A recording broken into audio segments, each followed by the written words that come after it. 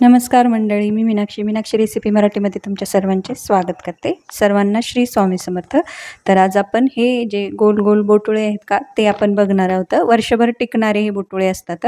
जसं आपण शेवाळे करतो का त्या पद्धतीनेच याचं पीठ तयार करून आणायचं असतं। तर त्यासाठी मी इथे 5 किलो गहू घेतलेले आहेत। ते अर्धा तास पाण्यात भिजत घातलेले आहेत। आपण एकदा स्वच्छ धुवायचे आणि नंतर पाण्यामध्ये भिजत ठेवायचे आहे आणि नंतर एका चाळणीवर याला उपसवून घ्यायचे आहेत आणि आपल्याला हे फॅनच्या हवेलाच वाळवून घ्यायचे आहेत। अगदी कडकडीतही वाळवायचे नाहीत, थोडेसे ओलसर आपल्याला हे वाळवून घ्यायचे आहेत। तर मी वाळवून दळून आणलेलं आहे गिरणीमधून पीठ। तर आता आपण काय करूयात, हे चाळून घेऊयात। तर अगोदर आपण जे गहू ची पीठ चाळायची चाळणी असते का त्याने चाळायचं आहे आणि नंतर रवा चाळायच्या चाळणीने एकदा पुन्हा त्याला ते पीठ चाळून घ्यायचं आहे, जेणेकरून त्याच्यात जो गरा जो असतो का तो पूर्णपणे निघाला पाहिजे। आपल्याला तो गरा पाहिजे आहे या बोटुळे करण्यासाठी। तर मी हे सर्व जे पीठ आहे का ते व्यवस्थित असं चाळून घेते। तर बघू शकता मी अगोदर मोठ्या चाळणीने आणि पुन्हा नंतर एकदम बारीक अशा चाळणीने चाळून घेतलेला आहे। आणि आता हा जो गरा निघलेला आहे, तर आता आपल्याला हा गरा असाच वापरायचा नाही, तर याला आपल्याला पाखडून काढायचा आहे। तर व्हिडिओमध्ये मी दाखवत आहे का त्या पद्धतीने आपल्याला हे पूर्ण गरा जो आहे का पाखडवून घ्यायचा आहे, जेणेकरून त्याचा जो कोंड्याचा जो भाग आहे का तो पूर्णपणे निघला पाहिजे आणि आपल्याला एकदम पांढरा शुभ्र असा गरा भेटला पाहिजे। तर त्यासाठी मी ह्या पद्धतीने सुपाने पाखडवून घेत आहे। तुमच्याकडे सूप नसेल तर तुम्ही एखाद्या परातीने सुद्धा पाखडून घेऊ शकता। तर असं आपल्याला पाखडायचं आहे आणि असं फुंकून हे सर्व जे कोंडा आहे का तो काढून घ्यायचा आहे, जेणेकरून पांढरा शुभ्र असा गरा आपल्याला भेटेल। असं आपल्याला हा पूर्ण गरा पाखडवून घ्यायचा आहे। आणि आपल्याला हे जे पीठ दळून आणते वेळेस काय करायचं आहे, थोडंसं आपल्याला हे जाडसर दळून आणायचं आहे। जसं आपण शेवया बनवतो त्या पद्धतीने आपण एकदम बारीक पीठ दळून आणतो, यासाठी थोडंसं आपल्याला जाडसर पीठ वाटून घ्यायचं आहे, जेणेकरून त्याचा गरा आपल्याला या बोटुळे करण्यासाठी लागेल। त्यासाठी आपल्याला थोडं जाडसर हे पीठ दळून आणायचं आहे।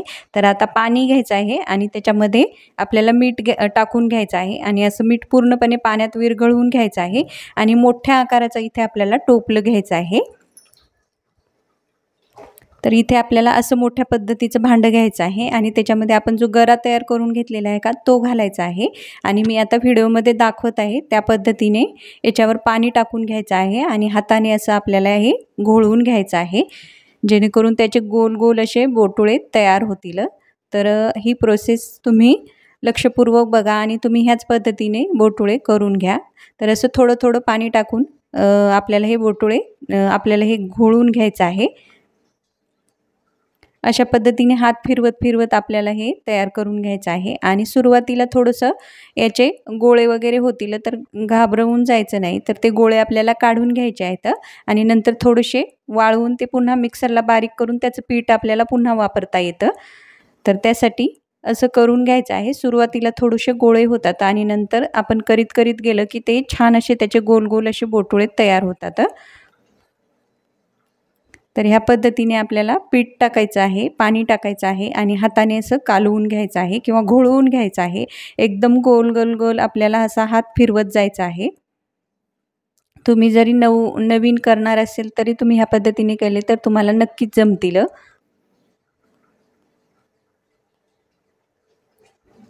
तर पुन्हा आपल्याला हे पाणी टाकायचं आहे, पीठ टाकायचं आहे आणि हाताने असं घोळवून घ्यायचं आहे। तर ही प्रोसेस आपल्याला बरेच वेळेस करावं लागतं, थोडं पाणी आणि थोडं पीठ टाकून आणि हाताने असं घोळवून घ्यायचं आहे। असं दोन्ही हाताने सुद्धा तुम्ही घोळवून घेऊ शकता। तर ह्या पद्धतीने असं हाताने आपल्याला हे घोळवून घ्यायचं आहे। दोन्ही हात आपल्याला छान असे फिरवून आपल्याला हे गोल गोल असे बोटुळे तयार करून घ्यायचे आहेत।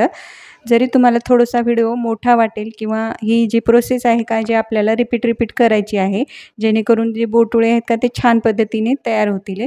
आणि असं करतच आपल्याला जे मोठे पिठाचे गोळे होतात का ते पण काढून घ्यायचे आहेत आणि नंतर आपल्याला पुन्हा ते पाणी घालून घ्यायचं आहे आणि पुन्हा त्याला एकदा घोळवून घ्यायचं आहे आणि थोडंसं पीठ घालून घ्यायचं आहे. जसं मी व्हिडिओमध्ये दाखवत आहे त्या पद्धतीने तुम्ही प्रोसेस करून घ्या. एकदम गोल गरगरीत तुमचे बोटोळे तयार होतील आणि एकदम छान असे वर्षभर टिकतात.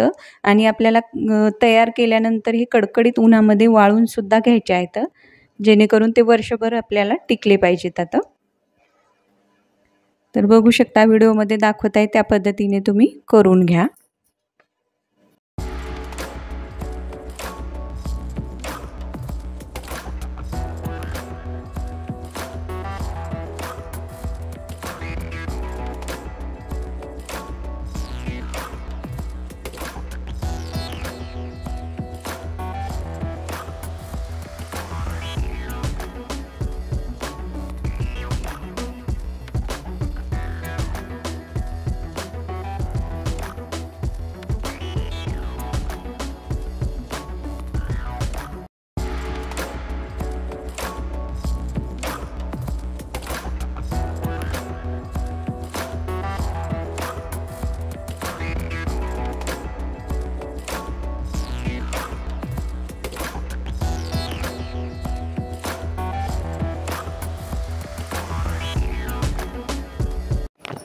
तर आता आपल्याला हे बोटुळे तयार झालेले आहेत. एक चाळणी घ्यायची आहे मोठी, आपण दळण चाळायची चाळणी असते का, गहू चाळायची ती चाळणी, आणि त्याने आपल्याला हे छानपैकी चाळून घ्यायचं आहे आणि जे जाड जाड आहेत का ते काढून घ्यायचे आहेत. बघू शकता एकदम छान असे हे बोटुळे तयार झालेले आहेत.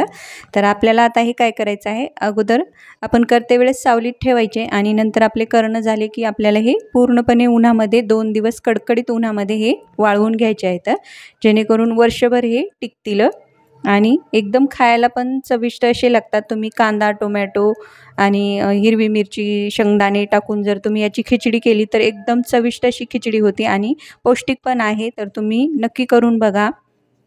या उन्हाळी वाळवणामध्ये हे तुम्ही बोटुळे नक्की करून बघा. तर तुम्हाला हा व्हिडिओ कसा वाटला मला कमेंटमध्ये नक्की कळवा आणि व्हिडिओला लाईक करा, शेअर करा, चॅनलला सबस्क्राईब पण नक्की करा आणि तुमच्या मित्रमैत्रिणीसोबत हा व्हिडिओ जास्तीत जास्त शेअर करा. तर भेटूयात अशाच एका नवीन रेसिपीमध्ये. धन्यवाद.